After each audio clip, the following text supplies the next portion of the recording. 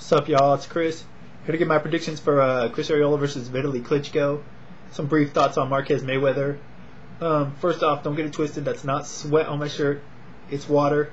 It's hot as hell outside today, California, and I was out there and I just kind of sprayed myself when I came in. I feel like taking a shower, switching shirts or whatnot, so I got a little bit of water on there. It ain't sweat. If it was, I'd change my shirt, you know. Anyways, real quick on the Mayweather Marquez tip. Still haven't watched the fight yet. Wait until Saturday night, I suppose. Said in my previous video, in case anyone didn't see it, credit to Mayweather for a press conference and interview with Brian Kenny afterwards. Came off very humble, much different than he does in the 24/7 episodes. Said he was looking to cut some of his staff, you know, didn't need all the cars and all the flash and whatnot. Just goes to show, you know, the character he portrays in 24/7 is a very exaggerated version of himself, just to sell pay-per-views and whatnot. Probably worked. Also on the press conference tip, he was ducking questions about who he'd fight next, like he ducks punches in the ring. You know, he just said Mosley's got Claudia to worry about, or Berto. Pacquiao's got Cotto to worry about. Didn't even consider any options, you know, so who knows who he's going to fight next. I'm sure we'll find out when the time comes. Hopefully it's a real 147 contender. Oscar De La Hoya at the press conference afterwards. What's going on, man? I mean, I guess he has a piece of the Mosley promotional pie at this point, but he's standing back there cheesing, smiling after his man Marquez just lost. Remind me of the old Don King thing. You know, you come in with one fighter, but always leave with the winner. I guess that's Oscar De La Hoya's new steez or something. I don't know, but it's just kind of annoying to me. You know. Anyways, there's one other thing I want to say about that fight. Let me think. Can't remember. Anyways, also shouts out to Rob Riddler, aka Voice for Vendetta. That's his YouTube name. For living up to the bet against Blood. If you didn't get a chance to go check that out, make sure you go look at it. He had to pull the old Marquez urine drinking, you know. Probably one of the funniest videos I've ever seen on YouTube.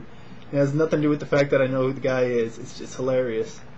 Anyways, on to the Vitali Klitschko Chris Arreola fight. For the WBC heavyweight title, Vitali Klitschko record 37 wins, 2 losses, 36 KOs.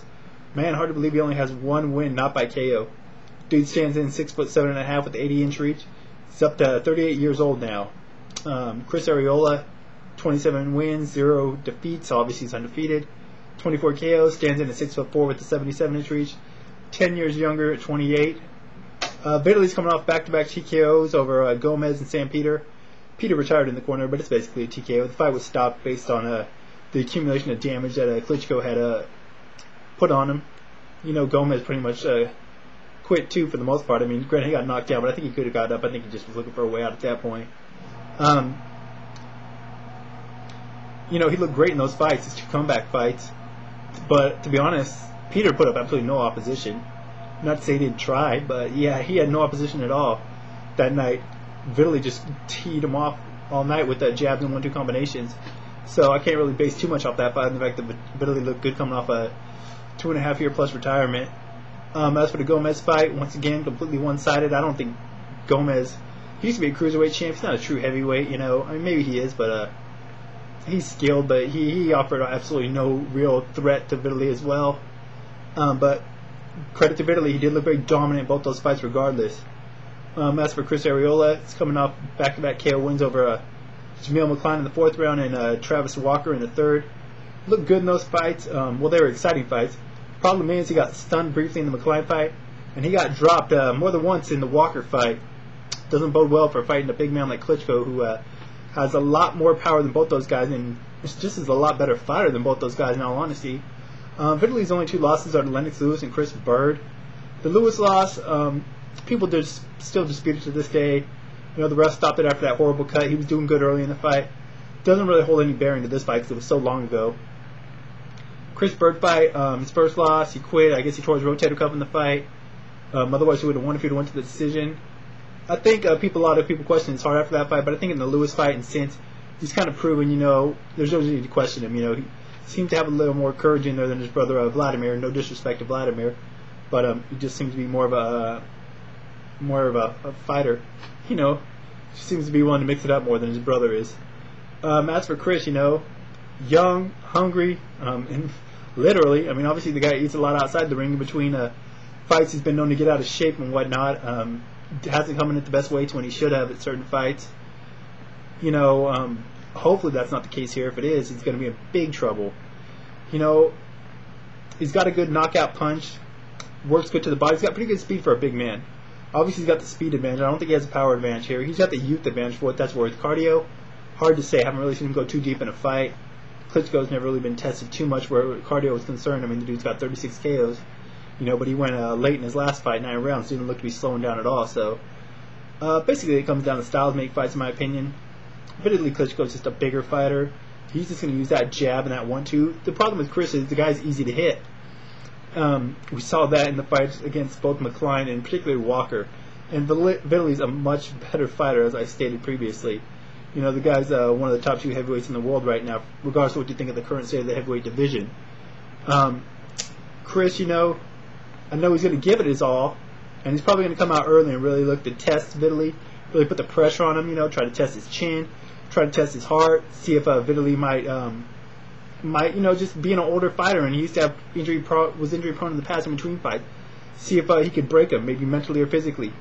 But I just don't think that's going to happen. You know, I haven't seen anything from Vitali that led me to believe that he needs to worry about anything of that sort. So I do think it'll be more exciting than either the Klitschko brothers' previous heavyweight defenses, their last 5-6 fights combined. Because Chris is going to bring it, and I think he's going to go down on his shield. I don't think it's going to go the distance. I think Chris has a puncher's chance.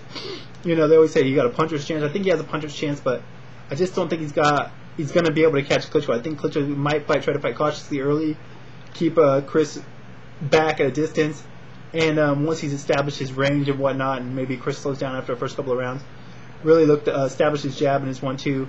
Not that I think Klitschko is going to go out there to try to KO him, because he has been cautious in fights, including the Peter and Gomez fight, especially when those guys were pretty much dead on their feet after a while. They offered no threat. But I do think late, like I said, I think Chris is more willing to take chances than those two guys were.